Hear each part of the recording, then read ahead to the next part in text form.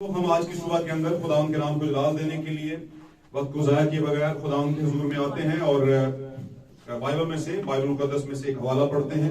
निकालिएगा मेरे साथ नए हजराओं में से द बुक ऑफ रेवलेशन यानी कि मुकाशवा की किताब निकालेंगे हम और उसमें से एक कॉन्टेक्स्ट पढ़ेंगे, बल्कि दो जगहों से पढ़ेंगे। Hallelujah,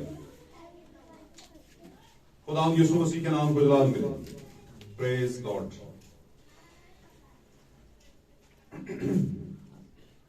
निकालिएगा chapter 8, 1 number chapter 8 number बाब और उसकी पहली 4 आयत। जी, बुलंद आवाज में कोई भी भाई पढ़ेगा इसे। जब उसने सातवीं मोहर खोली तो आध घंटे के करीब आसमान पर खामोशी रही। और मैंने उन सातों फरिश्तों को देखा। और मैंने यानी यूहन्ना कहता है कि मैंने उन सातों फरिश्तों को देखा जो खुदा के सामने खड़े रहते हैं, जो रहते हैं खुदा के सामने खड़े। जी, और उन्हें 7 नरसिंगे दिए गए। हाँ जी, उन्हें 7 नरसिंगे दिए गए। फिर एक और फरिश्ता सोने का ऊंट सोज लिए हुए आया। हाँ जी, और कुर्बान गाह के ऊपर खड़ा हुआ। हाँ जी, और उसको बहुत सा ऊद दिया गया। हाँ जी, ताकि सब मुकद्दसों की दुआओं के साथ उस सुनहरी कुर्बान गाह पर चढ़ाए जी, जो तख्त के सामने है। हाँ जी, और उस ऊद का धुआं फरिश्ता के हाथ से मुकद्दसों की दुआओं के साथ खुदा के सामने पहुंच गया। आमीन। खुदा की कलाम का पढ़ा जाना सुना जाना हमारे लिए बाइस बरकत हो। एक और हवाला लेंगे चैप्टर 11 में, चैप्टर 10 में से, यही इसके आगे 10 नंबर बाब होगा, बाब नंबर 10 बाब नंबर 10। जी, पहली आयत से। हाँ जी, जी, बाब नंबर 10 पहली आयत से पढ़ेंगे और इस आयत को हम पढ़ेंगे 7वीं आयत तक। जी, फिर मैंने एक और जोरावर फरिश्ता को बादल ओढ़े हुए आसमान से उतरते देखा। फिर मैंने एक और जोरावर फरिश्तों को बादल ओढ़े हुए आसमान पर से उतरते हुए देखा। उसके सर पर धनक थी। उसके सर पर कोसे कज़ा थी, धनक यानी रेनबो। जी, और उसका चेहरा आफताब की मानिंद था। उसका चेहरा आफताब की मानिंद था। और उसके पांव आग के सतूनों की मानिंद। जी, और उसके हाथ में एक छोटी सी खुली हुई किताब थी। हाँ जी, उसने अपना दहना पांव तो समुद्र पर रखा। हाँ जी, और बायां खुशकी पर। हाँ जी, और ऐसी बड़ी आवाज से चिल्लाया जैसे बब्बर धाड़ता है। जी, और जब वो चिल्लाया तो गर्ज की 7 आवाजें सुनाई दी। हाँ जी, और जब गर्ज की सातों आवाजें सुनाई दे चुकी, हाँ जी, तो मैंने लिखने का इरादा किया। जी, और आसमान पर से आवाज आई। और मैंने लिखने का इरादा किया और आसमान से आवाज आई। आसमान से आवाज आती सुनी। हाँ जी, कि जो बातें गर्ज की इन 7 आवाजों से सुनी है, हाँ जी, उनको पोशीदा रख। हाँ जी, और तहरीर ना कर। जी, और जिस फरिश्ता को मैंने समुंदर और खुशकी पर खड़े देखा था, हाँ जी, उसने अपना दहना हाथ आसमान की तरफ उठाया। हाँ जी, और जो अब्दुल अब्बास जिंदा रहेगा, हाँ जी, और जिसने आसमान और उसके अंदर की चीजें और जमीन और उसके ऊपर की चीजें, हाँ जी, और समुंदर के अंदर की चीजें पैदा की हैं, जी, उसकी कसम खाकर कहा, हाँ जी, कि अब देर ना होगी, बल्कि 7वें फरिश्ता की आवाज देने के जमाना में, बल्कि 7वें फरिश्ता की आवाज देने के जमाना में, जब वो नरसिंगा फूंकने को होगा, जब वो नरसिंगा फूंकने को होगा, तो खुदा का पोशीदा मतलब उस खुशखबरी के मुआफिक जो उसने अपने बंदों नबियों को दी थी पूरा होगा। जी, जो उसने अपने बंदों और नबियों को दी थी वो उसका क्या हो जाएगा, मकसद क्या हो जाएगा, पूरा होगा। खुदा के कलाम का पढ़ा और सुना जाना हमारे लिए बायस बरकत हो। और मेरे इस कलाम के बायस हमारी जिंदगी पर से हर तरह की मुश्किल दूर हो, हर तरह का मुश्किल का साया दूर हो, और खुदा के कलाम का वो हुक्म के वो अपने कलाम को नाजिल करता और लोगों को शिफा मिलती है। इसके साथ हम खुदावंद के नाम को जलाल देते हुए आपसे गुजारिश करता हूं कि अपने निशिस्तों पर बैठे खुदावंद के नाम को जलाल देने के लिए अपनी अपनी जगह पर तशरीफ रखिए। अजीजों, आपको बरकत खुदावंद अता करे। हालेलुया, हालेलुया,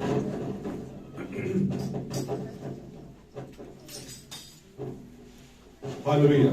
थोड़ा सा वक्त दूंगा जी। आज की सुबह में मेरी तरफ से आप सबको खुदा यीशु मसीह के नाम में सलाम कबूल हो। खुदा आपको बरकत बख्शे। मेरे अजीजों, थोड़ा सा ध्यान देंगे आप तो फिर आपको बात समझ आएगी। यहां पर हमने दो हवाले पढ़े और दोनों मुकाशवा की किताब में से पढ़े। और आप सब जानते हैं इस बारे में कि मुकाशवा की किताब का अगर तज़किरा करें, जिक्र करें, तो इसके लिए खुदावंद ने अपने एक रसूल को, अपने एक शागिर्द को, जिसको उसने बाद में रसूल, यूहन्ना रसूल भी कहा, और फिर बाइबल के औरात के अंदर उसे यूहन्ना आरफ भी कहा गया। आरफ का मतलब होता है कुछ ऊपर की चीज जो आसमान से दी जाए, जिसे हम आरफाना भी कहते हैं। और इससे अगर आप डिवाइन कहें, इल्हामी कहें, तो वो भी गलत नहीं होगा। यानी ऐसी बात जो खुदा अपने इल्हाम के जरिए अता करे, अपनी रोया के जरिए अता करे या ख्वाब के जरिए अता करे, उसे कहते हैं आरफाना। आरफाना, आमीन। और आरिफ वो होता है जिस पर आरफाना या इल्हाम उतरता है, उसको कहते हैं आरिफ। आमीन। अब यहां पर हम देखते हैं कि यूहन्ना को खुदावंद ने जिंदा रखा। बाकी सारे जो रसूल थे उनकी मुख्तलिफ तरीके से मुखालिफ मसीह रूह जो थी दुनिया के अंदर, उसने उनको कत्ल कर दिया, मार दिया। आमीन। जैसे कि खुदावंद यीशु मसीह के कलाम अक़दस में पहले ही फरमा रखा था रसूलों ने कि जितने जमीन पर दीनदारी से जिंदगी बसर करते हैं वो सब सताए जाएंगे। और फिर रसूल एक जगह फरमाता है नविश्तों के अंदर कि कौन सी चीज हमें मसीह की मोहब्बत से जुदा कर सकती है? ना भूख, ना नंग, ना तलवार, ना मौत, और ना ही इस जैसी और बहुत सी चीजें जो दुनिया में हैं। हमें कोई चीज खुदा की मोहब्बत से जुदा नहीं कर सकती। इसलिए जब उन्होंने कलाम की सही गवाही देनी शुरू की दुनिया के अंदर, इन 12 रसूलों ने, तो इनको अपनी जान भी दुनिया के अंदर जो खुदा ने इनको दी थी, जिंदगी दी थी, उसको भी खुदा उनके लिए कुर्बान करना पड़ा। मैं इसको गंवाना नहीं कहता, क्योंकि गंवाने का मतलब होता है जाया कर देना। कि आपने अपना वक्त गंवा दिया, आपने अपना जवानी का वक्त, अच्छा वक्त गंवा दिया, आपने पढ़ाई का वक्त गंवा दिया, जाया कर दिया। तो इन्होंने अपनी जानें गंवाई नहीं है। और मैं ये कहता चलूं कि जितने बिलीवर्स हैं, ईमानदार हैं, वो जब इस दुनिया से जाते हैं या मसीह के लिए कुर्बान हो जाते हैं, तो वो अपनी जान गंवाते नहीं हैं, वो अपनी जान देते हैं कुर्बान होने के लिए। वो अपनी जान कुर्बान करते हैं। और जो चीज कुर्बान की जाती है, जो चीज कुर्बान की जाती है, उसका अजर है, उसके पीछे आपको क्या है? अजर है। और पाक कलाम में लिखा है कि खुदावन के तख्त के नीचे बहुत से मुकद्दसीन हैं जिनकी रूहें जो है वो चिल्लाती हैं कि हमारा इंसाफ कब करेगा, हमारा इंसाफ कब करेगा। अब यहां पर हम मुकाशवा की किताब के जो 8वें बाब में हमने पढ़ा है 7वीं मोहर के मुतालिक। अब ये 7वीं मोहर जब खुलती है तो 7वीं मोहर के अंदर बड़ा एक खास मामला है। जब हम 7 का जिक्र करते हैं तो मैंने आपको पहले भी सिखाया है, चलिए इसको थोड़ा सा दोहरा लेते हैं कि 7 का जिक्र कामलियत का आदत है। 7 किसका आदत है? कामलियत का। और 4 किसका आदत है? मजबूती का। 4 किसका आदत है? और 5 किसका आदत है? फजल का। आमीन। और 6 किसका आदत है? आदमी का। और 7 का अदद जो है, जिसको हम 7 का अदद कहते हैं, उसका मतलब कामिल भी है और आराम भी है। 7 को सबत से भी तशबीह दी गई है, और सबत का लफ्जी मतलब है आराम। अब याद रखिए, जब 7वीं की बात आती है या 7वें की बात आती है, तो मतलब है कुछ खास होने वाला है। मतलब हमारी जिंदगियों के लिए एक नई चीज आने वाली है। आमीन। एक नया मौजज़ा होने वाला है। अगर आप मुकाशवा की किताब के आगाज के कुछ चैप्टर्स पढ़ें, अगर आप स्टूडेंट है बाइबल के, अगर आप इसको पढ़ें, तो वहां पर लिखा है कि ना जमीन के ऊपर और ना आसमान के ऊपर कोई और दूसरा था ही नहीं जो इन मोरों की जो किताब है उसको खोल सकता। वो इस काबिल ही नहीं था। तो कहता है, फिर एक हाथ मेरी तरफ आया बुजुर्ग का, वहां पर जो 24 बुजुर्ग थे, उनमें से एक मेरे पास आया और उसने कहा, रोता क्यों है? उठ, क्योंकि यहूदा का शेर बबर क्या आया है? गालिब आया, जो इसको इन मोरों को खोलने के काबिल है, जो इन मोरों को खोलने के क्या है? काबिल है, क्योंकि जमीन पर कोई और नहीं। और लिखा है, मैं ज़ारो कतार, यूहन्ना कहता है मैं ज़ारो कतार रोने लगा। अच्छा, आज का मैं आपको टॉपिक बता दूं, खास जो टॉपिक है आज का, the voice of the seventh angel, 7वें फरिश्ते की आवाज। 7वें फरिश्ते की आवाज देने का जमाना। The voice of the seventh, सातवें फरिश्ते की आवाज। अब जैसा कि आप जानते हैं कि 7 फरिश्ते हैं, आमीन, और 7 फरिश्तों के जमाने में 7 मोहरें खुली हैं, हालेलुया। और हम 7वें फरिश्ते की मिनिस्ट्री के नीचे हैं, आप जानते हैं इस बारे में, आमीन। और जैसे मैंने ये भी बताया कि ये 7 फरिश्ते 7 सितारे हैं, क्योंकि पाक कलाम में मुकाशफा के आगाज में बताया कि ये जो 7 सितारे हैं ये खुदा के क्या है, हाथ के अंदर है। खुदावंद के दाहिने हाथ में क्या है, 7 रही है मेरे, वो 7 सितारे क्या है, 7 फरिश्ते, हालेलुया। और अगर 7 सितारे 7 फरिश्ते हैं तो इसका मतलब है ये खुदा के हाथ से जारी हुए हैं, खुदा की दी हुई मिनिस्ट्री से जारी हुए हैं। मिनिस्ट्री मतलब निगहबानी, हालेलुया।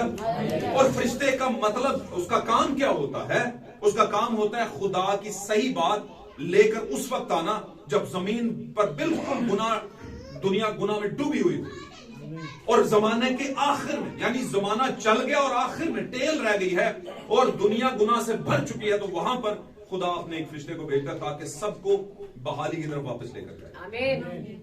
और ये 7 जमानों में होता रहा, मैंने बताया बहुत दफा आपको, आमीन। इसको लेते चले। ये वो फरिश्ते नहीं है जिनको हम परों वाले फरिश्ते कहते हैं, जैसा कि आमतौर पर तस्वीरों में या तशबीहात में दिखाया गया, या हम आमतौर पर समझते हैं कि फरिश्तों के पर होते हैं। ये वो वाले नहीं है। वो जो परों वाले फरिश्ते हैं वो आसमानी मकामों के अंदर रहते हैं, हालेलुया। वो आसमानी मकामों के अंदर खुदा के ऑर्डर के जो है ना मुंतजिर रहते हैं। लेकिन ये वाले जो फरिश्ते हैं ये बेसिकली रूहें हैं 7 किस्म की। हमेशा याद रखना, 7 किस्म की ये क्या है, रूहें हैं। और रूह का मतलब इंसान के बनने से पहले एक चीज बनाई गई जिसको हम कहते हैं रूह, आमीन। आप में से हर किसी की एक रूह भी है, यानी एक रूहानी बदन भी है जो आसमान पे है, आमीन। और एक जिस्मानी बदन देकर उसमें रूह फोंक कर जमीन में रखा हुआ है, बिल्कुल सेम इसी तरह के एक आसमान में भी है, हालेलुया, हालेलुया। इसी तरह खुदा ने आसमान पर 7 किस्म की खासो खास रूहें अपने हाथ में रखी हैं, और वो 7 रूहें 7 फरिश्ते हैं। और फरिश्ते का मतलब पैगाम लेकर आने वाला। उस वक्त जब बिल्कुल नाउमीदी चल रही हो तो उस टाइम पर उम्मीद का पैगाम लेकर आने वाला, हालेलुया। अब इनको शुरू करें तो 7 पहला फरिश्ता जो था पौलुस रसूल था,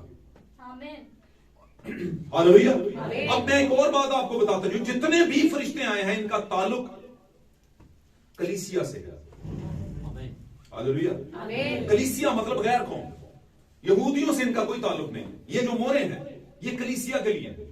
खास बात बताने लगा, ये जो मोहरे हैं, मोहरे लेकर आ रहे हैं, ये कलीसिया को बताने के लिए आ रहे हैं। चाहे कलीसिया को यहूदियों के बारे में ही या इसराइल के बारे में ही बताएं, लेकिन बताएंगे कलीसिया को। गाल मेरी समझ, ये बात समझे आप? बात कहने का मतलब है कि 7 फरिश्ते जब भी आएंगे गैर कौम में से ली गई जो कलीसिया है उनके पास आएंगे, उनमें जो प्रॉब्लम्स हैं ईमान की, कलाम की, उनको सही करने के लिए आएंगे। लेकिन साथ साथ आपको आपका वक्त भी बताएंगे कि आप कौन से वक्त के अंदर हैं। तो इफसुस के जमाने के अंदर पहला फरिश्ता, इफसियों की कलीसिया का पहला फरिश्ता पौलुस था। और दूसरी जो इफसुस के बाद क्या है, प्रिगमन है। इसको जरा पढ़ लें, मैं उसमें गलती नहीं करना चाहता, पढ़ लें।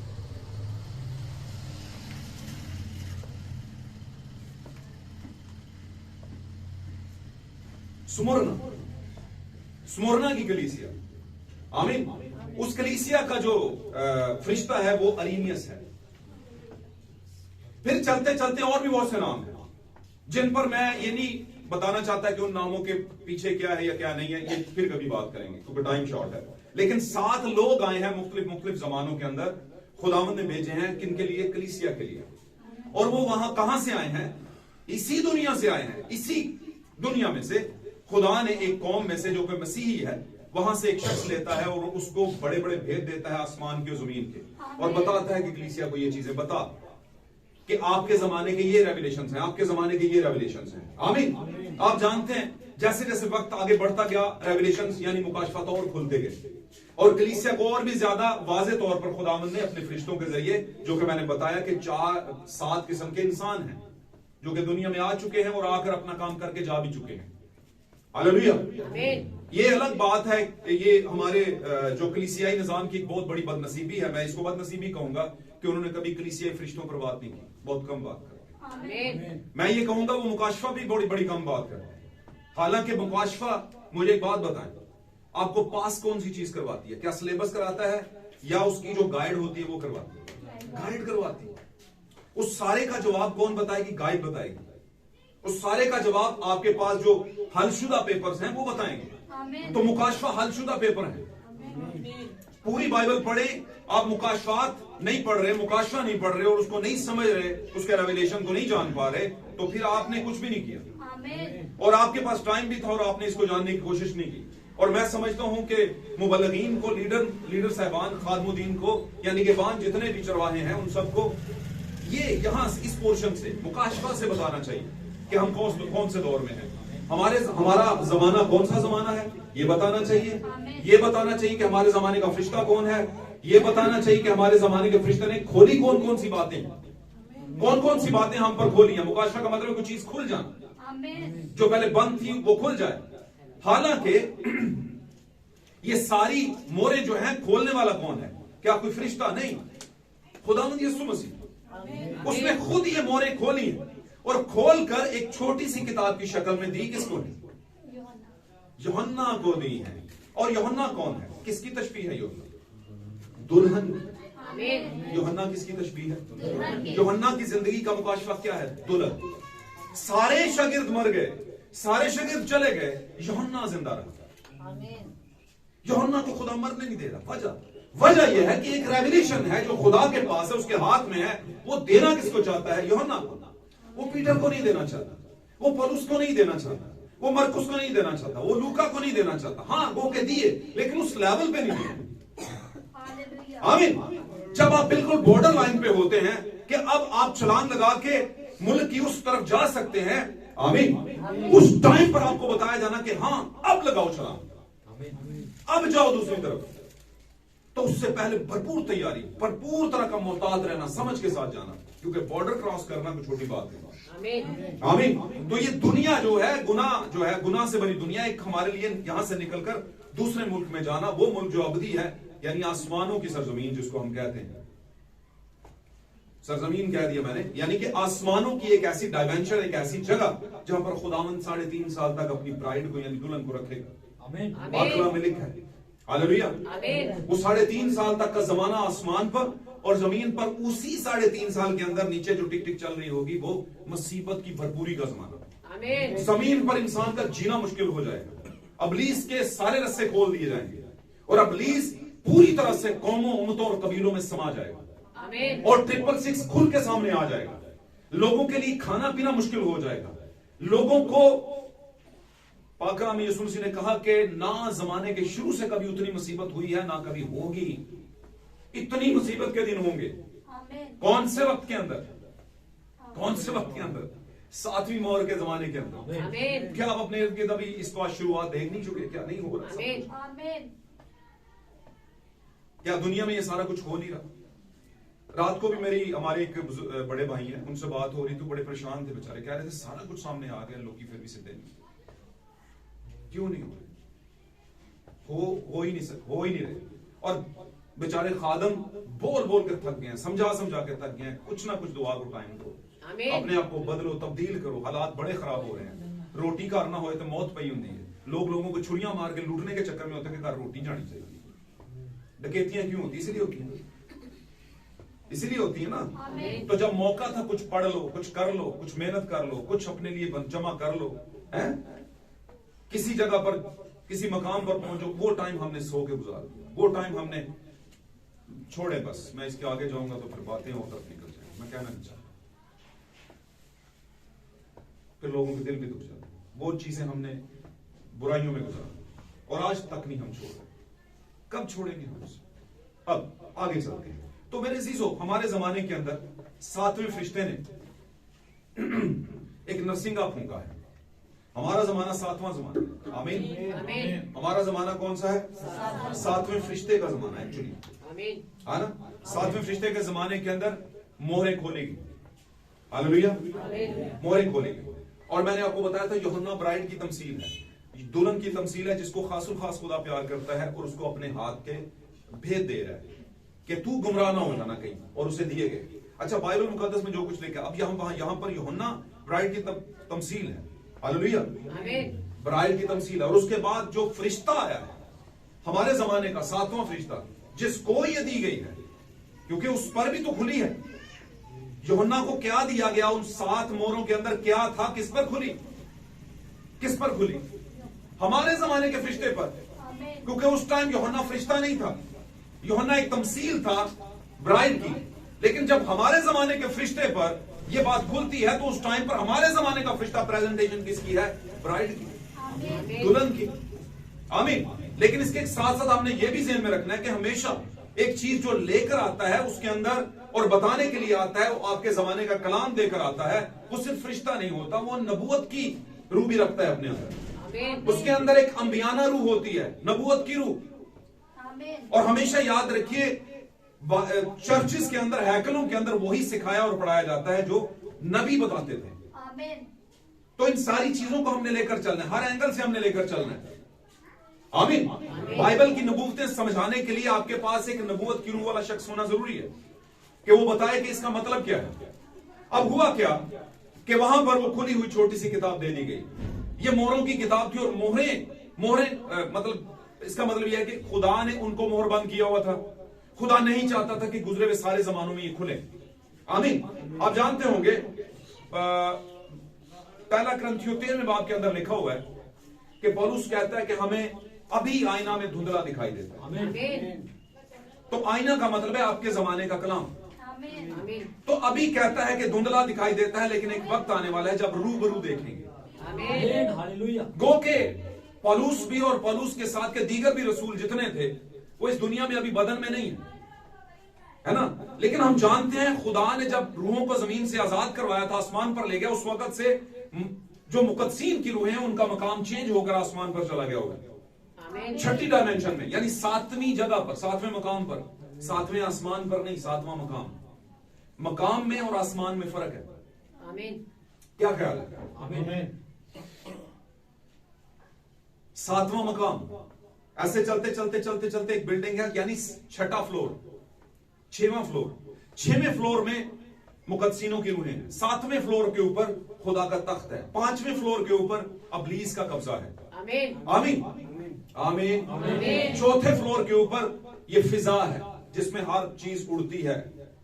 आमीन हालेलुया।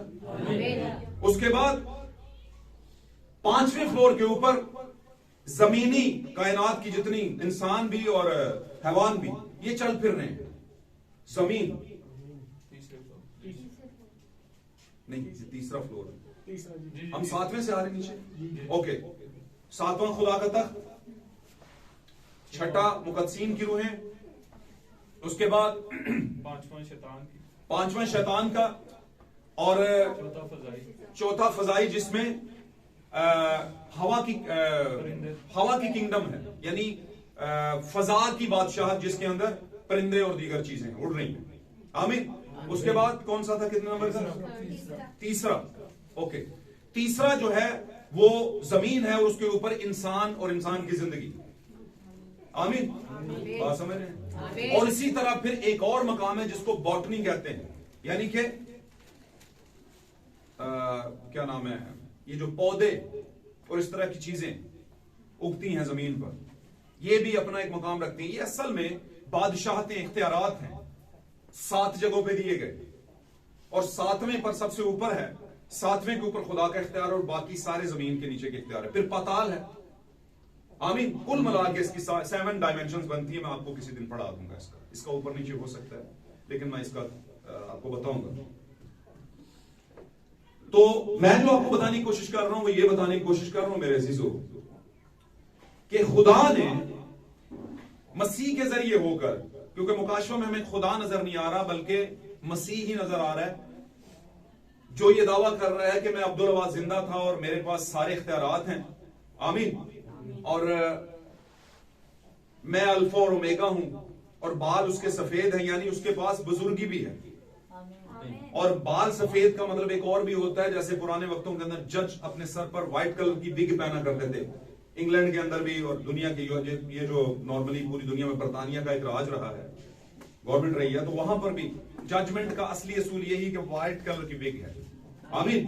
अब खुदावंद यीशु मसीह जो है, खुदा जो है मसीह में होकर अबदी हालत में यहां पर हमें मुकाशफा में नजर आ रहा है, और इसीलिए पाक कलाम में लिखा हुआ है कि फिर बेटे का जो एक कैरेक्टर है वो खत्म हो जाएगा और बाप ही सब में सब कुछ होगा। बेटे का एक कैरेक्टर है, बेटे का एक किरदार है। सबसे पहले जमीन पर आया बेटा, जान भी चला गया। उसके बाद इब्ने आदम की खिदमत में बेटा आया रूह की हालत में, अभी तक चल रही है, और जब तक ब्राइड को ले नहीं जाता ये चलती जाएगी। उसके बाद एक तीसरी खिदमत आएगी और वो इब्ने दाऊद के बेटे की होगी, यानी इब्ने दाऊद के तौर पर होगी। और दाऊद एक बादशाह था और उसका बेटा भी उसके तख्त पर बैठेगा, एक बादशाह होगी जिसे 1000 साल बादशाह कहते हैं। हालेलुया। और 1000 साल बादशाह के बाद एक अब्दियत है। 1000 साल बादशाह के बाद क्या है? अब्दियत है। जब 1000 साल बादशाह यीशु मसीह जमीन पे करेंगे तो इब्लीस को बांध दिया जाएगा। ये पाक कलाम में लिखा है 1000 वर्ष के लिए इब्लीस को बांध दिया जाएगा, क्योंकि ये दुनिया में सारी गड़बड़े और सारे हालात खराब करने वाला कौन है? इब्लीस। और जब खुदावंद की अब्दियत आएगी, बादशाह आएगी, 1000 साल अब्दियत कह दिया, बादशाह आएगी 1000 साल, तो उसमें इब्लीस का कोई काम नहीं होगा। जमीन पर पूरा सुकून होगा, अमन होगा, सलामती होगी। और जब ये 1000 साल पूरे हो चुकेंगे तो फिर इब्लीस को खोल दिया जाएगा, फिर इब्लीस को खोला जाएगा। लेकिन एक और चीज भी होगी, अब्दियत होगी जिसमें मौत नहीं होती और किसी तरह का दुख और रंज और अलम नहीं होता, जिसे आप कहते हैं कि आंसू। पाक कलाम में लिखा है कि कोई आंसू नहीं होंगे, किसी तरह की कोई प्रॉब्लम नहीं होगी। आमीन। लेकिन वो वक्त जो होगा, वो वक्त होगा इब्लीस का और उसके फरिश्तों के जलने का। साथ में अदालत भी चलेगी, जिसमें मैंने बताया कि 2 तरह की किताबें खास तौर पर खुलेंगी, एक हयात की किताब और एक बर्रा की किताबें हैं। और बर्रा की किताबें हयात में दुल्हन के नाम होंगे जो अबल से लिखे गए थे, अजल से लिखे गए थे। और हयात की किताब में जो नाम लिखे गए थे वो इसलिए लिखे गए थे कि इनमें से बहुत से लोग निकलेंगे, काटे जाएंगे। आमीन। और कुछ डाले भी जाएंगे, जबकि बर्रा की किताब में ना कोई डाला जाएगा और ना ही कोई काटा जाएगा। वो डेफिनेट है और वो ब्राइड है। Hallelujah, hallelujah. आप बोलेंगे अगर ब्राइड है तो ब्राइड में और कलीसिया में आप फर्क बताते हैं, तो फिर ब्राइड का और कलीसिया के, जो ब्राइड ही चली जाएगी तो कलीसिया का क्या काम है? कलीसिया तख्त के सामने वाले हैं, वो भी वो लोग जो पहले टाइम के ऊपर वो मौका खो देंगे जो आसमान पर उठाया जाने वाला है। वो जब मौका खो चुके तो उसके बाद का मुसीबत का मौका है, जिसमें से वो ईमान के लिए अपनी जान देकर फिर जाएंगे। जबकि खुदावंद कभी भी रजामंद नहीं कि आप मेरे लिए जान देकर आए, वो कहता है ईमान रखें, पहले ग्रुप में आप जाएं। आमीन। इन बातों को समझ रहे हैं आप? तो ये पहले ग्रुप का मौका है, इससे पहले कि जमीन पर मुसीबत आए, लोग मारे जाएं, जिसमें कलीसिया भी ईमान के लिए मारी जाए, तो उससे पहले एक ब्राइड का आसमान पर उठाया जाना है। तो the voice of the seventh angel, 7वें जमाने के फरिश्ते की आवाज। आमीन। ये हमारा आज का टॉपिक है। तो यहां पर उसने कहा जब 7वीं मोर खोली गई तो आसमान पर आधे घंटे की खामोशी। 7वीं मोर, ये मोर खोली किसने? यीशु ने खोली थी, लेकिन ये खुली हुई मोर दी किसको? यूहन्ना को। और यूहन्ना को कौन सी मोरें साथ खुली हुई मिली थी? ये किस पर खोला? हमारे जमाने के नबी पर, हमारे जमाने के फरिश्ते पर। आमीन, हालेलुया। उस पर जब ये बात खोली गई तो उसने कहां पर लेकर आया? वो कलीसिया के पास लेकर आया। अब पूरी दुनिया के अंदर ये बात लोगों पर जाहिर हो चुकी है कि असल में 7वीं मोर के खुलने पर हुआ क्या था। जब 7वीं मोर खोलेगी तो ये फाइनल था, बॉर्डर क्रॉसिंग होने वाली थी। और इसका पहले ही खुदा ने नतारा करके या मुकाशफा खोल के आपको बता दिया है कि 7वीं मोर हमारे जमाने में कई सदियों पहले खुदावंद ने ब्राइड को दी, और उसमें लिखा क्या था? वो जो लिखा था हमारे जमाने में खुला कि क्या था उसमें लिखा हुआ, और उस वक्त सिचुएशन बनी क्या थी? सिचुएशन ये बनी थी भाई कि जब हमने मुकाशफा 10वां पढ़ा तो उसकी पहली आयत में हमने देखा एक जोरावर फरिश्ता आसमान से नीचे उतरा है। अब यहां पर खुदावंद यीशु मसीह आसमान पर ऐसे खुदा होकर की सीट लेकर वहां पर बैठे हुए और जमीन पर हर चीज देख रहे हैं। आमीन। और 24 बुजुर्ग भी साथ में हैं, और पूरा तख्त लगा हुआ है, और फरिश्ते भी हैं, और जितने करूबी हैं वो भी वहां पर हैं, ईमानदारों की मुकद्दसीनों की रूहें भी हैं उस वहीं पर, है ना, ऊद सोज भी हैं। सारा कुछ जो कुछ हो रहा होता था, वर्शिप वगैरह सारा कुछ वो चल रहा है। लेकिन एकदम से बर्रा क्या हो गया? अपनी सीट से उठ खड़ा हुआ है, क्योंकि अब 7वीं मोर खुलने लगी है।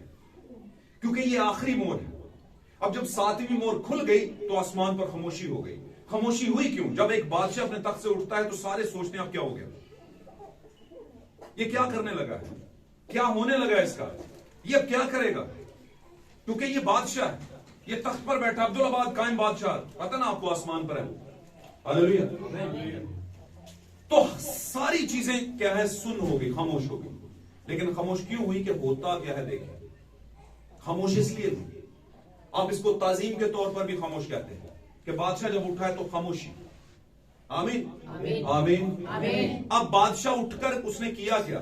किया ये कि मुकाशवा 10:7 के अंदर, मुकाशवा 10:7 की पहली आयत में लिखा है कि हुआ क्या है, आसमान से उतरा है। वो आसमान से नीचे, बाद में नहीं समझ आई थोड़ी बहुत।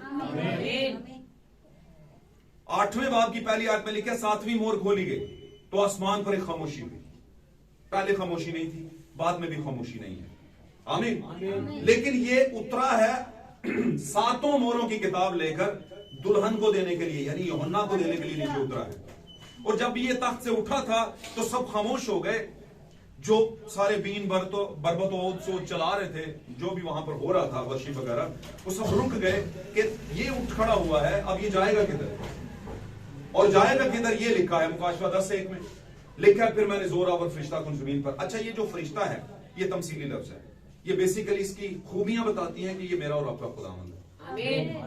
आमीन। जैसे मैंने बताया कि फरिश्ते सिर्फ परों वाले नहीं होते, लेकिन यीशु मसीह पुराने अहद में भी फरिश्ते के तौर पर जाहिर होता रहा, यानी हवा पाक खुदा भी फरिश्ते के तौर पर जाहिर होता रहा, एक बदन लेकर आता रहा। आमीन। इसलिए खुदा का अपने आप को फरिश्ते की तमसील में पेश करना ये दुल्हन के लिए है। आमतौर पर लोग कहते हैं फरिश्ता आते यीशु नहीं हो सकता। तो फिर खूबियों पर ध्यान दे, खूबियां क्या है? यीशु मसीह ने एक जमाने में कहा था, तुम मुझ पर यकीन नहीं लाते क्योंकि तुम समझते हो कि मैं खुदा का बेटा नहीं हूं या मैं खुदावन की तरफ से नहीं हूं। कहता है अगर तुम मुझ पर यकीन नहीं करते तो ना करो, मेरे कामों को ही देखकर मुझ पर यकीन कर लो। कि जो मैं कहता हूं वो मैं खुद से नहीं कहता बल्कि खुदावन की तरफ से कहता हूं, बात की तरफ से। अब यहां पर आपने काम देखने, अब ये काम क्या है? हमने मुकाशवा 1 बाब 10 की 1 से आगे पढ़े हैं नीचे की तरफ कि उसकी आंखें जो थी आग के शोला की मानत थी, चेहरा आफ्ताब की मानत था, पांव आग के सतून, ऐसे पढ़ा है।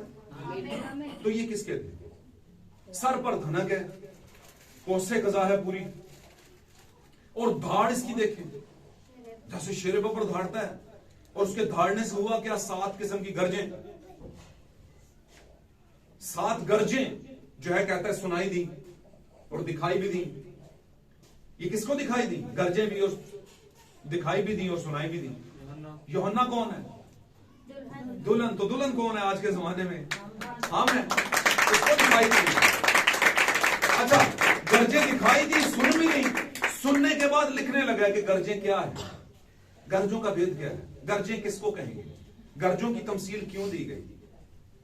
धाड़ने का मतलब खुदावंद की ललकार, आखिरी जमाना में खुदावंद की ललकार। आमीन। और धाड़ने से 7 गर्जें हैं। अब ये 7 गर्जें यूहन्ना ने देख ली, सुन भी ली, जब सुन ली तो उसने लिखने लगा।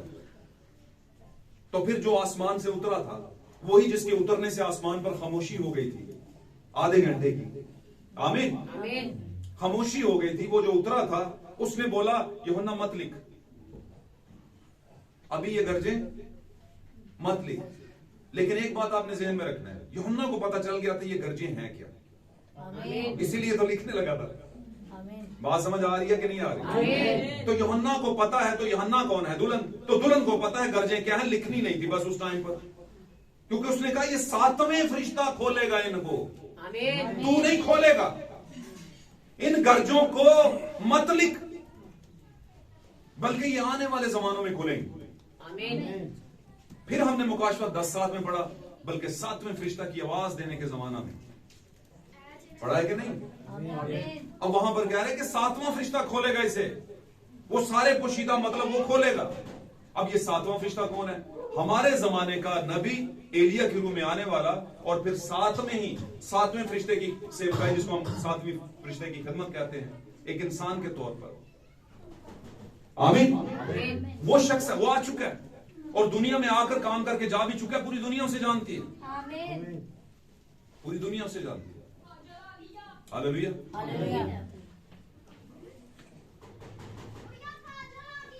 ये है वो शख्स, ये है वो शख्स, ये है वो शख्स। एक और बात बताता हूं, ये मैं इसलिए नहीं दिखा रहा कि आप इसकी पूजा करनी शुरू कर दें,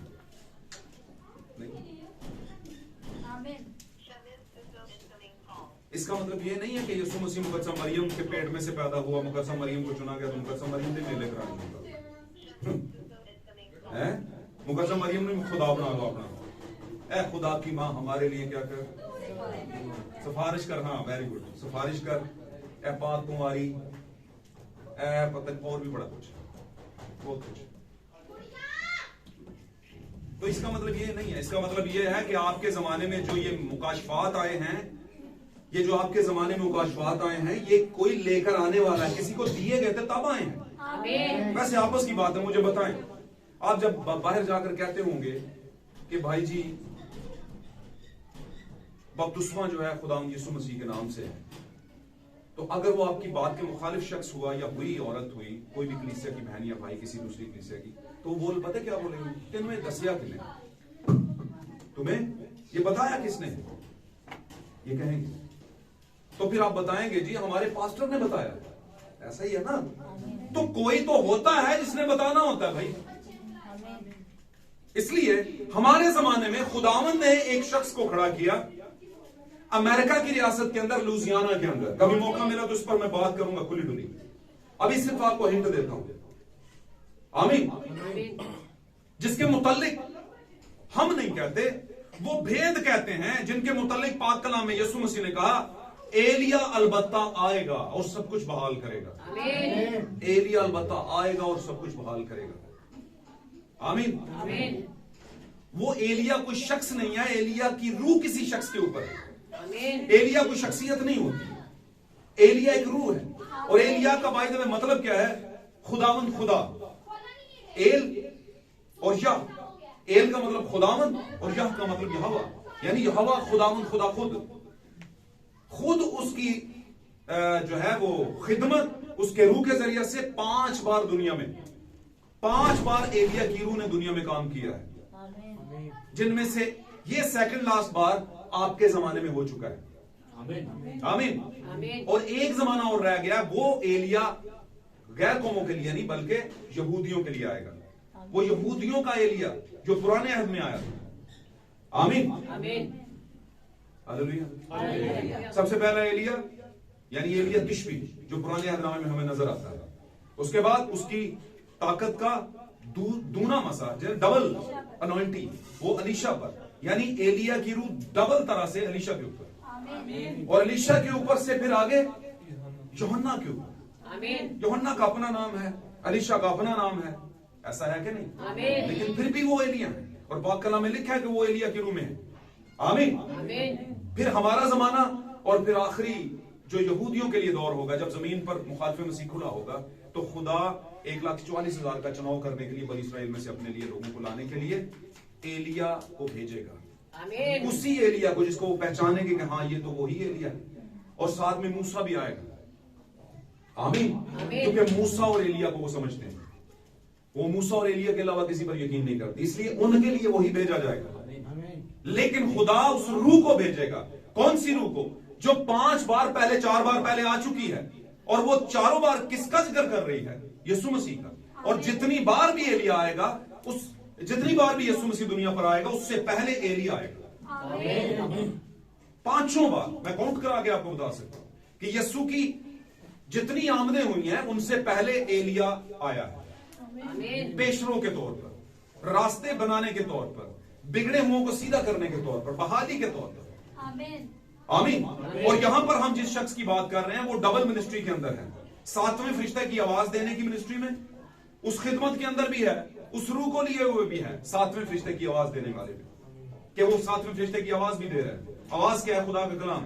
और जब एलिया उस वक्त आया तो उन्होंने कहा तेरा नाम क्या है? यूहन्ना से पूछा। उसने कहा मैं बियाबान में पुकारने वाले की आवाज, यानी अपने जमाने की आवाज। आमीन। हालेलुया। मेरी बात समझ आ रही है? तो मैं हर एंगल से आपको बताने की कोशिश कर रहा हूं। तो भाई वो जब तख्त से उठा है आसमान पर खुदावंद यीशु मसीह, और जमीन पर आया है, तो उसके हाथ में खुली छोटी सी किताब थी 7 मोहरों वाली। वो 7 मोहरें दी, इससे पहले कि वो देता, वो जब आया तो उसकी खूबियां देखें कि क्या क्या खूबियां उसके अंदर। वो मेरा और आपका यीशु है, पहचान करवा रही है वो खूबियां। जब वो धाड़ा तो 7 गरजे हैं, 7 गरजों को समझा कौन? यूहन्ना। यूहन्ना कौन है? दुल्हन। आमीन। और जब वो समझ गया तो उसने लिखने का इरादा किया। खुदावंद ने कहा मत लिख। क्यों ना लिख भाई? प्रॉब्लम क्या है इसमें? क्यों ना लिख? तो उसने प्रॉब्लम एक बताई। एक प्रॉब्लम उसने बताई कि ये 7वें फरिश्ते का जमाने का जो फरिश्ता है, जिसको मैंने आपको बताया कि हमारे जमाने में आ चुका और बता भी चुका, वो बताएगा। आमीन। लेकिन एक और भी बड़ी वजह थी जिस वजह से वो कह रहा था कि अभी मत लिख। अभी अगर यूहन्ना ने वो लिखी नहीं, अगर यूहन्ना ने, बड़ा बड़ा सवाल है ये, अगर यूहन्ना ने लिखी ही नहीं है यहां पर, खुदावंद ने मना कर दिया, तो फिर हमारे जमाने के फरिश्ते यानी भाई विलियम ब्रैनम पर कैसे खुले?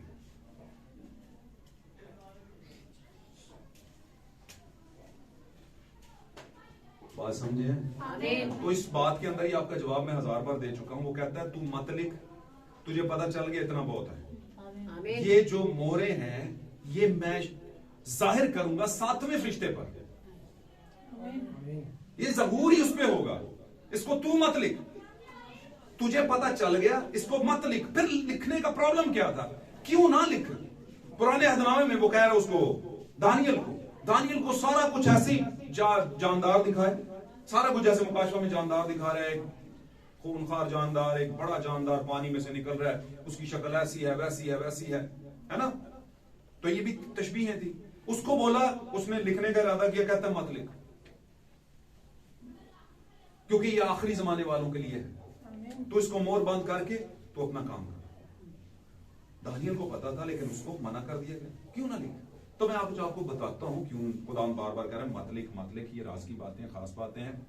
ये ऐसी बातें नहीं है कि जो सबको पता चले, ये ऐसी बातें हैं जो सिर्फ दुल्हन को पता चले। अच्छा, एक बात ये, दूसरी बात ये, क्या आप समझते हैं कि ये जो बाइबल मेरे पास है, आपके पास है, घरों में पड़ी है, ये इब्लीस खोल नहीं सकता? खोल सकता है। अब वो खुदा के ब्रेन को इसमें से पड़ेगा, अच्छा ये करना है, चलो कर ले तू, फिर मैं भी फिर बंदोबस्त कर लेना। अच्छा इस चैप्टर में से पढ़ेगा, अच्छा ये करना है तूने, अच्छा चलो मैं फिर ये कर लेता हूं। यानी ये लिखे हुए को वो सारे को क्या है? पढ़ सकता है, जानता है, पढ़ सकता है। यीशु मसीह के साथ जो जमीनी जंग हुई थी, उसकी जब पहली जंग हुई थी, कहां पर? जमीन पर गुफ्तगू हुई थी। जब हैकल पर ले गया है, किंगरे पर खड़ा कर दिया, इधर कर दिया, उधर कर दिया, भूख लगी हुई है, लिखा 40 दिन के फाके के बाद उसे कहता है कि फरमा के ये पत्थर रोटियां बन जाए, क्योंकि तेरी तो मानी जाएगी। किंगरे पे ले जाके कहता है अपने आप को नीचे गिरा दे, क्योंकि तेरे बारे में लिखा है कि फरिश्ते तुझे अपने हाथों पे उठा लेंगे। इतना कुछ पता है इब्लीस को, सारा ही लिखे हुए का पता है। समझे हो कि नहीं? इस मारे तो खुदा यीशु कहता ही है, जेड़ा लिखा जाना है तो उन्होंने लग जाना पता।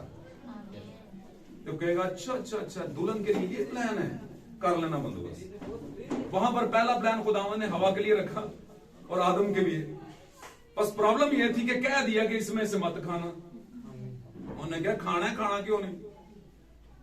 समझे कि नहीं समझे? अब हमारे जमाने की दुल्हन और हमारे जमाने के आदम को पता, हमारे जमाने का आदम खुदा यीशु मसीह, दूसरा आदम, और उसकी दुल्हन को पता है, क्योंकि उस पर मुकाशफात खुल गए। उसे पता है यहाँ ये जो वहां पर मामला हुआ था वो हुआ क्या। समझ रहे ना मेरी बात? अब वो दानी, अब जिसे कहते गुमराह नहीं होती, दाव नहीं खाती, दाव में नहीं आती। आमीन। तो ये फर्क है। तो इसलिए क्योंकि अबलीस किस तक रसाई ना हो इन भेदों की तरफ, ये भेद सिर्फ किसके पास? दूल्हा और दुल्हन के पास। लेकिन एक बीच में मिडल मैन है, और वो मिडल मैन कौन है? आपके जमाने का नबी, आपके जमाने का फरिश्ता। उसको दिए जाएंगे। और वो फिर, क्योंकि खुदा एक तरीके से आता है, खुदा टाइम पर ही आता है, टाइम से पहले नहीं आता। पहले मौजे के दौरान काने गलील में पहला मौजा हुआ था कि नहीं? हुआ था ना। शादी में पहला मौजा, वहां पर क्या खत्म हो गया था? मैं उसी तरफ जा रहा हूं, मैं थोड़ा सा समझवा दूं। मैं खत्म हो गई तो वो जो अरेंजर थे, वहां पर जो मालकान थे, वो आए मुकद्दसा मरियम के पास, और मुकद्दसा मरियम को पता चला कि इनकी मैं खत्म हो गई। उनको शायद पता होगा कि इनका बेटा मफूकुल फितरत है, कुछ करता है, सुना मैंने हमने, तो शायद कुछ कर दे। तो मुकद्दसा मरियम सीधी आई यीशु मसीह के पास, बोला इनकी मैं खत्म हो गई है। तो यीशु मसीह ने कहा मां जी फिक्र ना करो, नहीं हो जाती। उन्होंने क्या है, औरत तुझे मुझसे क्या काम, तू नहीं जानती कि अभी मेरा वक्त नहीं आया। आमीन। ये पूरी आयत लिखी है। आमीन। तो यीशु तो वक्त से आगे बढ़ता ही नहीं था। मेरी बात समझ रहे? ये अलग बात है कि बनाई क्यों थी, इस पर फिर कभी बात करेंगे। हालेलुया। तो यीशु मसीह तो अपने वक्त से पहले, अभी मेरा वक्त नहीं आया, अभी मेरा वक्त, ये तो इसका मतलब है लिखने का या जाहिर करने का भी वक्त नहीं आया था। यूहन्ना मत लिख, दानियल मत लिख। आमीन। एक और बात बता दूं, ये ना लिखने की वजह से क्या थी। जब मूसा को, उस दिन बात कर रहे थे, जब मूसा को खुदावंद ने गायब किया, फरिश्तों, बाइबल में मुकद्दस में लिखवा दिया कि इस पहाड़ी के अंदर, नबू की पहाड़ी के अंदर फरिश्तों ने मूसा की लाश को दफन किया है ना। अब उसको पता था अबलीस को कि जो भी मरता है वो सीधा नीचे आता है पताल में। वो इंतजार करना शुरू हो गया, मूसा अभी आ रहा होगा नीचे, पताल में आ रही होगी, उसकी रूह कब्ज करूंगा।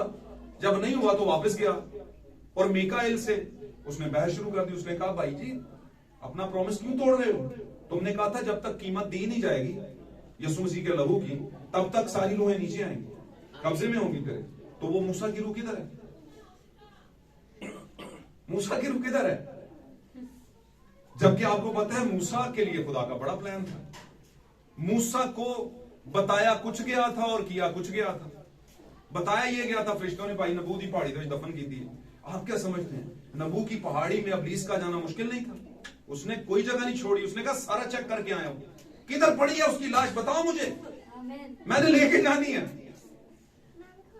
बात समझ रहे? तो उसने वहां पर क्या किया, वाद विवाद किया, बहस की उनसे।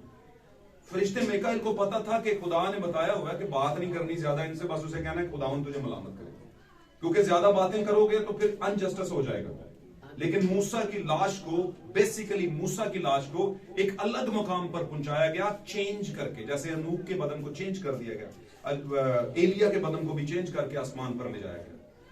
आमीन। लेकिन उसे पता था कि हमेशा अबलीस जो है ना वो लिखे हुए को पढ़ लेता है, और बाइबल मुकद्दस में लिखवा दिया कि नबू की पहाड़ी में साथ फरिश्तों ने क्या किया है, मूसा को दफन किया है।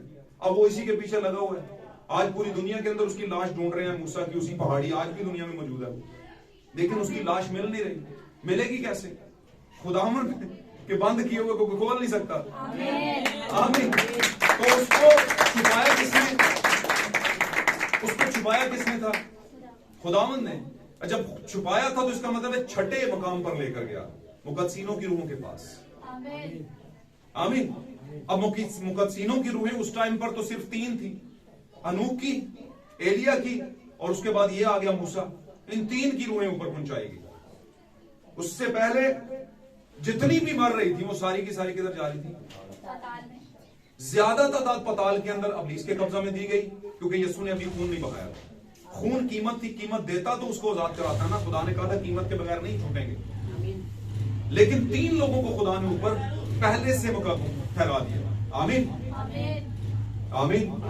इनमें से 2 लोग यीशु मसीह की जान देने से पहले उन्हीं मकामों में से आए यीशु को मिलने के लिए। पता ना, एलिया और मूसा आए थे, हालांकि यीशु ने जान नहीं दी, और उससे पहले मिलने आ गए थे। इसका मतलब खुदावंद ने मूसा को, उसकी रूह को छठे मकाम पर भेज दिया हुआ था, और अबलीस को यह बताया था कि उधर पहाड़ में दफन हुई, और वो उधर ढूंढ रहे थे। मुझे बताओ, साइंस बनाने वाले को आप साइंस पढ़ाएंगे? बताओ,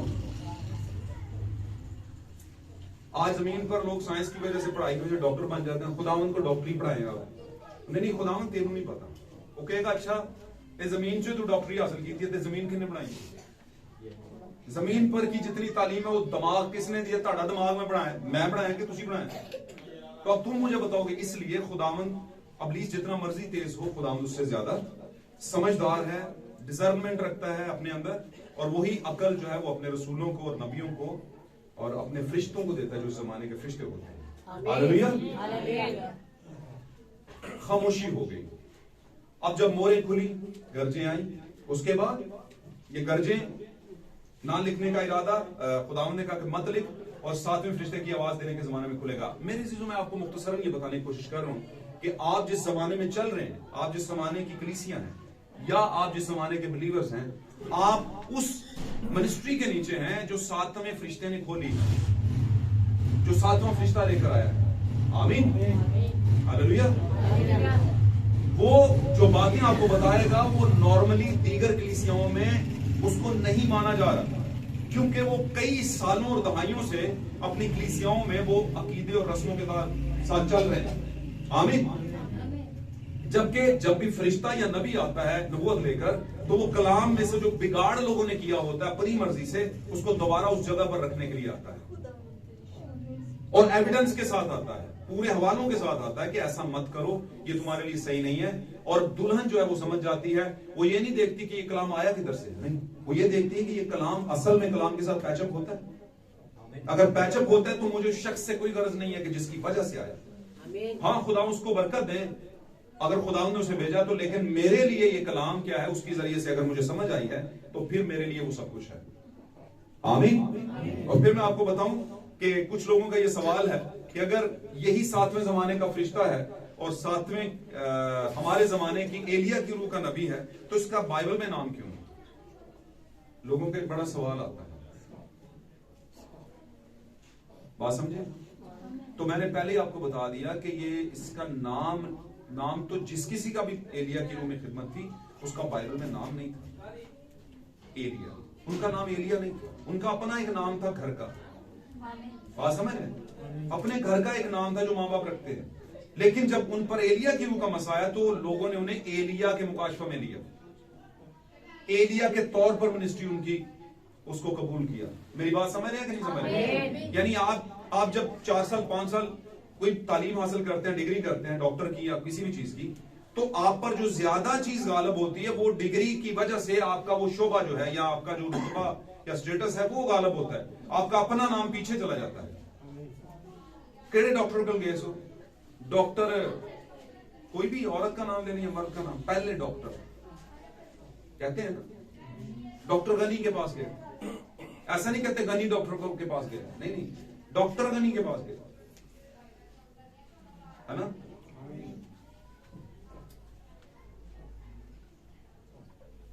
सर का भी ये टीचर का नाम ले तो सर पहले आता है। तो इसी तरह ये खिदमत होती है जो खुदावंद देता है, और 5 जमानों में खुदावंद ने जमाने कह दिए, 5 बार खुदावंद ने दी है, और 5 बार जब दी है तो इसलिए दी है कि उसके आने का वक्त करीब होता था, इसलिए वो आने के वक्त से पहले अपने पेशरों को भेजता था ताकि वो एक आवाज लगाए। और वो आवाज क्या होती थी? हमारे जमाने की आवाज, हर जमाने के अंदर एक आवाज आई है। आमीन। तो चलते चलते ये बता दूं बस छोटी सी बात, ये 7 गरजें जो हुई हैं, ये 7 जमानों के अंदर 7 फरिश्तों को जो मिनिस्ट्री दी गई थी, ये वो है। यूहन्ना को ये समझ आ गई थी, और ये 7वें जमाने के फरिश्ते पे जब खुला तो 7वें जमाने का फरिश्ता बताता है कि इफिसुस के जमाने में कौन सी मिनिस्ट्री थी, अरीनियस के जमाने में कौन सी मिनिस्ट्री थी। आमीन। वो 7 फरिश्तों 6 फरिश्ते जो उन पर जो चीजें खुली हैं, ये 7 गरजें जो थी।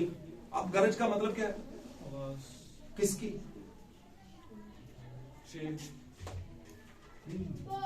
थंडर, 7 थंडर्स, बिजलियां, गरजें, 7 गरजें। तो पाक कलाम में फिर कभी मैं इसकी स्टडी करवाऊंगा, पाक कलाम में लिखा है जब भी आसमान पर गरज होती थी तो लोग समझते थे खुदा बोला है। तो आसमान की गरज जो है वो खुदा के बोलने की तशबीह है। आमीन। जब भी बिजली गरजे, आसमान पर गरज पैदा हो, तो बाइबल मुकद्दस में लिखा है कि खुदा बोलता है आसमान से। तो ये अगर 7 गरजें हैं तो 7 बार खुदा बोला है। अब 7 बार बोला है किन से? 7 फरिश्तों से। मेरी बात समझ है? तो 7 गरजें उसके धाड़ने से पैदा हुई हैं। खुदा यीशु मसीह के धाड़, उसके गरजने से, ललकार से 7 गरजें पैदा हुई हैं। यानी जब खुदावंद यीशु मसीह ललकारा है तो 7 तरह की मिनिस्ट्री आई है, 7 तरह की भेदों वाली मिनिस्ट्री आई है 7 जमानों के लिए। और वो मिनिस्ट्री क्या थी? सबसे पहले कौन समझा? यूहन्ना, है ना। यूहन्ना के बाद वो जब लिखने लगा कि मैं समझ गया हूं कि ये 7 बार खुदा जो बोला है क्या है, तो चूंकि ये मुकाशफात थे, भेद थे, खुदा नहीं चाहता था कि ये खुले फौरन, है ना, ये अपने अपने जमाने में खुलेंगे। तो खुदावंद ने कहा कि ये मत लिख, ये लिखने के लिए अलग से एक 7 मोहरों की किताब होगी। आमीन।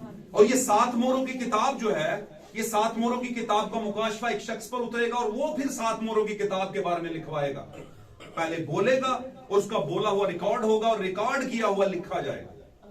ये है तरीका।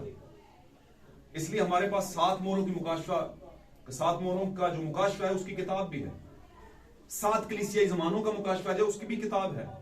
और किसके जरिए आई? इस शख्स के जरिए। अगर किसी को चाहिए तो मैं दे सकता हूं। आमीन। 4 जानदार कौन है, उनका मतलब क्या है? 7 कलीसियाई जमानों में क्या क्या हुआ, हम किस जमाने के अंदर है? मुकाशफा 12 बाब की औरत कौन है?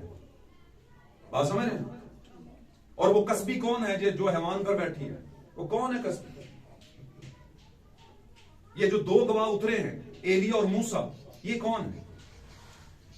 किसके लिए आएंगे? शहर बाबुल कौन है? ये मुकाशफात में लिखा है, इनका एक मुकाशफा है। ये क्या है? हालेलुया। दुल्हन कौन है? कलीसिया कौन है? किताबे हयात क्या है और बर्रा की किताबे हयात क्या है? आमीन। ये सारे मुकाशफात किसने खोले हैं? इस पर खुदा ने खोले हैं, इसने नहीं खोले। नो, इस पर खुदा ने खोले और इसका नाम है मैरियन विलियम ब्रैनम। हम इसे कहते हैं ब्रदर मैरियन विलियम ब्रैनम। अगर आपको इसका और भी ज्यादा पहचान करनी है तो आप चले जाएं गूगल के ऊपर। और हमेशा याद रखिए, बंदा परस्ती कोई और चीज होती होगी, बंदा परस्ती नहीं हम करते। लेकिन एक बात है, अगर खुदा का सही कलाम और कलाम से पैचअप करता हो तो फिर हम बंदे को नहीं देखते, कलाम के साथ जो पैचेबल है, पैच हो रही है चीज, मैचअप हो रही है, उसको देखते हैं। वो हमारे लिए मुकाशफा है। तो आखिरी मिसाल दूंगा। आप जब यहां पर या रास्ते में या किसी भी जगह पर रोकते हैं गाड़ी और कहते हैं कि ठहरे, मैं थोड़ी सी चीजें ले, कोल्ड ड्रिंक वगैरह, बिस्किट वगैरह, वट, ठीक है, आप जाते हैं अंदर, क्या आप सबसे पहले उसे ये पूछते हैं, भाईजान तेरा नाम की है, तेरे पे कोई केस थे? क्यों जी? सब्जी लेने सुबह जाते हैं या गली में कोई आ जाए तो उसे कहते हैं भाई 1 मिनट रोक, तू कोई चोर चकारी तो नहीं करता रहा, चोर तो नहीं है, तू इस तरह का तो नहीं, उस तरह का नहीं होके। आप कभी पूछते हैं? कभी सोचा भी नहीं होगा आप क्या कहते हैं, भाई जी रुकियो 1 मिनट, ये किस तरह है? अच्छा इन्हें देखा है जी, कहते हैं ना, थोड़ा कम कर लो। 6 चीजें लेकर घंटा आधा घंटा उधर रुक कर, है ना, बादशाह करके आप घर आ जाते हो, अपनी चीज लेते हो। गल मेरी समझे हो? तो ये सवाल करना कि हम क्यों इसकी बात माने? भाई मत मानो, ना मानो आप इसकी बात। इसकी मानते हो कि नहीं? और अगर इसने कोई बात इसके मुतल्लिक कही और पूरी मिल रही है तो फिर आप ना माने। आपको कौन कोई रस्से डाल के मनवा रहा है? क्या कर रहा है? लेकिन जिसको समझ आ जाएगा, यीशु मसीह की कितनों को समझ आई थी? यीशु आ गए, उनके बीच हैं, मुकाशफात में नविश्तों में लिखा था एक आएगा, आ गया, बड़ा भी हो गया, 30 साल का होकर सामने खड़ा है। समझ नहीं आ रही उन्होंने? नहीं नहीं नहीं नहीं नहीं, ये तो बड़ाई का बेटा है, ऐसे कहते थे ना। आज पूरी दुनिया में सबसे ज्यादा जो फॉलोअर्स हैं वो किसके हैं? दुनिया का सबसे बड़ा मजहब कौन सा है? हालांकि क्रिश्चियनिटी मजहब नहीं है, लेकिन चलें इस एंगल से देख लेते हैं। दुनिया में सबसे ज्यादा फॉलोअर्स किसके हैं? यीशु मसीह के। दुनिया में सबसे भाई हम नहीं मानते, ये एंड मैसेज की बातें हमारे ना ऊपर से गुजरती है। मैं कहता हूं बिल्कुल ठीक है, आपके ऊपर से गुजरेंगे। क्या ख्याल है? आपके घर में कोई भी, अब मैं वो लफ्ज नहीं इस्तेमाल करना चाह रहा, कोई भी आ गया, पादरी सलाम जी बहन जी, सलाम जी भाई जी, दुआ करने आए, आप बोलेंगे जी जी प्लीज। उसके पास एक बीज है, आप तो पहले खुदा से दूर हैं, ना कभी दुआ, ना कभी रोजा, ना कभी कुछ। तो वो जो पढ़ा जाएगा उसका मसा छोड़ के जाएगा कि नहीं? जो भी आता है वो अपने साथ एक अनॉइंटिंग लेकर आता है, चाहे वो अच्छी हो या बुरी। और आप सिर्फ ये समझ के कि वो बंदा आ गया और आप उसको कबूल कर लेंगे, उसकी बातों को, एक कप चाय का भी बुलाएंगे, लेकिन जो बंदा आपको चीख चीख के बता रहे मुझे चाय नहीं चाहिए, आमीन। भाई जी चाय पी लो ठंडी होगी, और छोड़ दो इस बात को, ये जो मैंने बताया ये समझ आई है बात, आमीन। इसको छोड़ दो। खाना यार तुझे खाने के चक्कर से छोड़ दो यार, खाना फिर देखेंगे, पहले ये कर ले। बात समझे? उसको क्या है, उसको दर्द लगा हुआ है, उसको दर्द लगा है कलीसिया का। आमीन। कलाम कहता है कि कलीसिया के लिए दर्द रख, उसके लिए दुख उठा। मैं बार बार कहता हूं आखिरी बात, पर क्या कम बात से बात निकल आती है। रात को हमारी जान पे बनी हुई थी कि सुबह कलाम कौन सुनाए, सुबह कलाम कौन सुनाए। तो जाहिर है हम इस दुनिया में रहते हैं, हमारी कुछ मजबूरियां हैं, कुछ मामलात हैं, हम जब जॉब करते हैं तो फिर हम पर भी एक बहुत बड़ी चीज बैठी होती है। तो सोच सोच के कभी किसी को मैं कॉल कर रहा हूँ, कभी किसी को कॉल कर रहा हूँ। गिने चुने एंड टाइम मैसेज के हमारी मिनिस्ट्री के अंदर 5-4 पादरी हैं हमारी मिनिस्ट्री के अंदर। वैसे तो पाकिस्तान में बहुत से एंड टाइम मैसेज किए हैं जिनके बड़े काफी खादम है मेरे पास, लेकिन हमारे पास जरा कम है। तो रात को मेरे ज़हन में वैसे अक्सर आता है, ऐसी बात नहीं कि मैं रात को ही सोचा, लेकिन रात को मतलब एक तरह से देखा जाए तो काफी ज्यादा ही हो गया था कुछ। मैं कि यार मतलब अजीब पत्थर किस्म की सोच है लोगों की। इतने टाइम से आप एंड टाइम मैसेज में चल रहे हैं, आपके दिल में ये ख्वाहिश नहीं जागी कि हमें यार इसमें आना चाहिए।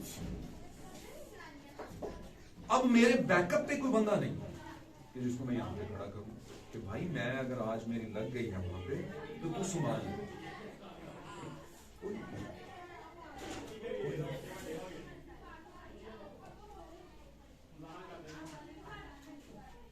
और ये देखिए कितने दुख वाली बात है जी, मतलब बात। तो खैर मैं इस बात को भी खुदाम के सामने रखता हूं, तो मैं कहता हूं खुदाम चूंकि मैंने तो किसी को बनाना नहीं, इसलिए नहीं बनाना क्योंकि बनाने वाला तो तू है। आमीन। और तू हिकमत देता है अपने खास और खास लीडरान को, अपने जो निगहबान होते हैं उनको बताता है कि ये बंदा ठीक है, इसको पकड़ो, ये बंदा आएगा फिर। आमीन। आमीन। और मैं बताऊं ये जो होता है ना पैसिव वॉइस पादरी, वो एंड टाइम मैसेज में नहीं चलता। आमीन। जो सुस्त पादरी वो नहीं चलते। सुस्त पादरी का मतलब कलाम में सुस्त, वो नहीं चलते एंड टाइम मैसेज।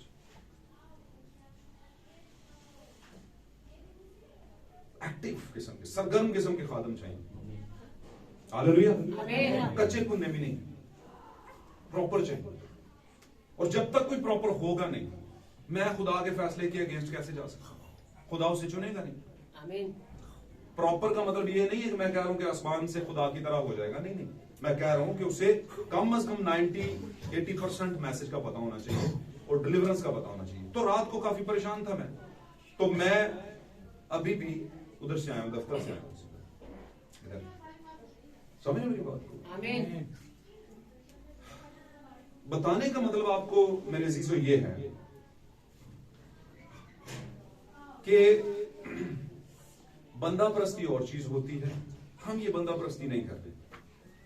हम जो बता रहे हैं वो ये बता रहे हैं कि ये जो मौसूफ हैं जिनको ब्रदर मैरियन विलियम ब्रैनम कहते हैं, इनकी आज भी आप नबूवतें इनकी किताबों में उन्होंने प्रिंट करके लिखी हुई हैं, जो इन्होंने रिकॉर्डिंग पे चलती थी उस टाइम पे लिखी हुई है। और इन्होंने कहा था कि अगर मेरी एक भी नबूवत अगर झूठी निकले तो आपको हक है कि आप मुझे झूठा नबी कहना, झूठी नबूवत। और कोई एक भी झूठी नहीं निकली, यकीन माने। मैं जब इनकी नबूवतों को पढ़ता हूं और देखता हूं तो मैं कहता हूं मतलब 20वीं सदी का प्रॉफिट था ये, 20th century's प्रॉफिट।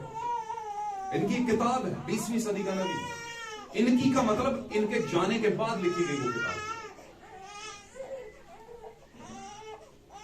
बात समझ? तो 7वें फरिश्ते की आवाज देने का जमाना, ये 7वां फरिश्ता है, परों वाला नहीं, मैसेज लेकर आने वाला। आमीन। आमीन। इसके जरिए हमें पता चला कि बीज का हक मर्द के पास है। अगर बीज का हक मर्द के पास है तो बोने का हक भी मर्द को ही है। आमीन। आमीन। इसके जरिए से हमें पता चला कि खुदावन ने ऐਵੇਂ ही नहीं आवाज में लिख दिया था कि एक बीज बोने वाला बीज बोने निकला। बीज बोने निकली नहीं, बीज बोने निकला। आज देखें आप दुनिया में कितनी बीज बोने वाली निकली हुई चैनल खोले हुए हैं, इतने इतने बाल काटे हुए हैं, इतने इतने ऊपर से इतने पूरे रिंग पूरा नहीं, जो चूड़ी वाला कड़ा वो कान में डाला होता है ना, और मिनिस्ट्री चला रहे हैं। और लोग माय गॉड यार अपने बच्चों के नाम रखने हैं, जोइस, मायर। देखें तुम, तो मैं क्या कहता हूं, मैं उनको कहता हूं यही तो प्रॉब्लम है। जो आपको नहीं करना चाहिए वो आप भरपूर तरीके से करते हैं, और जो आपको करना चाहिए उसकी तरफ देखना इंसान नहीं करता। आमीन। जो आपको करना चाहिए, हालेलुया। लेकिन फिर कहता हूं ये हो नहीं सकता। होगा कैसे? होगा तब जब कोई एक ऐसा बीज आएगा जो खुदा का है, खुदा का बरकजीदा है, उसको ज्यादा कहने की जरूरत नहीं पड़ेगी। आमीन। उसको एक टाइम पर आकर हर चीज की समझ क्या है आनी शुरू हो जाएगी। आमीन। तो बहुत सी चीजों की जिनकी समझ नहीं थी 7वें जमाने के फरिश्ता ने खोली है, क्योंकि उसके पास मोरों की किताब है और मोरें खुल चुकी हैं। आज आपके पास किताब की हालत में मौजूद हैं, आपके पास स्टडीज की हालत में मौजूद हैं। आप गूगल से सर्च कर सकते हैं, एंड टाइम मैसेज बिलीवर लिखिए, उसमें 7 सील्स लिखिए, 7 एंजल्स लिखिए, 7 एड्स लिखिए, 7 जमाने लिखिए, 7 फरिश्ते लिखें, 7 प्याले लिखें, 7 आफते, कुछ भी लिखें, आपको उनका मतलब बताया जाएगा। आमीन। है ना, उसका मतलब बताया जाएगा। कि आपने सिर्फ ये देखा हुआ है कि हमने सिर्फ पढ़ना है जनाब, पैदाइश से लेकर के आगे नए अहदनामे में 4 अंजीलें और कुछ खत पढ़ लिए, बस मुकाशा ना पढ़े, वो पुट्ठा होता है, वो पुट्ठा हो जाता है बंदे। कुछ लोग एक्चुअली समझ पागल हो जाते हैं मुकाशा पढ़ा तो लोगों ने मत पढ़ना। ਉਹ ਕੁਝ ਵੀ ਭੈਣ ਸਾਡੀ ਕੋਈ ਬੱਚੀਆਂ ਜਾਂ ਭੈਣ ਕਿਧਰੇ ਗੈਰ ਕੌਮਾਂ ਦੇ ਘਰ ਕੰਮ ਸ਼ਾਮ ਵਾਸਤੇ ਜਾਣ ਤਾਂ ਉਹਨੂੰ ਕਹਿਣ ਪਤਾ ਹੈ ਬਾਜੀ ਸਾਡੀ ਬਾਈਬਲ 'ਚ ਨਾ ਇੱਕ ਹਿੱਸਾ ਐਸਾ ਵੀ ਉਹਨੂੰ ਪੜ੍ਹੀਏ ਤੇ ਪਾਗਲ ਹੋ ਜਾਈਦਾ। ਉਹ ਕਹਿਣ ਗੁੱਤੀ ਰੋ ਬੋਲੋ ਅਸੀਂ ਚੰਗੇ ਹੀ ਹਾਂ, ਅਸੀਂ हम ठीक है, फिर हम ये जो है ਅਸੀਂ अपने घर चंगे हैं। कमाल कर, किसने तुम्हारे दिमाग में डाल दी ये बात? और कुछ लोगों ने बकायदा ईमान रखा इस बात पे, उनको डर भी लगना शुरू हो गया, ईमान रख लिया इस बात पे, यकीन कर लिया उनको। तो जैसा आप सोचना शुरू करेंगे वैसा आपकी जिंदगी में होना भी शुरू हो जाता है। आमीन। तो अगर आप सही सोचना शुरू कर दें तो कभी बुरा नहीं होता, और अगर बुरा ही सोचना तो कभी सही नहीं होगा। ये मैं बता दूं, पक्की बात ने अंदर से सोच लिया कि नहीं भाई। तो खुदा को बरकत दे। The voice of 7th angel, 7वें फरिश्ते की आवाज देने का जमाना हमारा जमाना है, और इसमें हमने सीख लिया कि उसने अपनी आवाज को पूरा किया, आवाज दी है। और अब कलीसिया के दुल्हन के जरिए से वो आवाज जब तक यीशु मसीह आ नहीं जाता, ये कलीसिया दुनिया में क्या है, मुख्तलिफ कलीसियाओं को सुनाई और समझाई जा रही है। खुदा अपने कलाम के पढ़े और सुने जाने के मुताबिक हम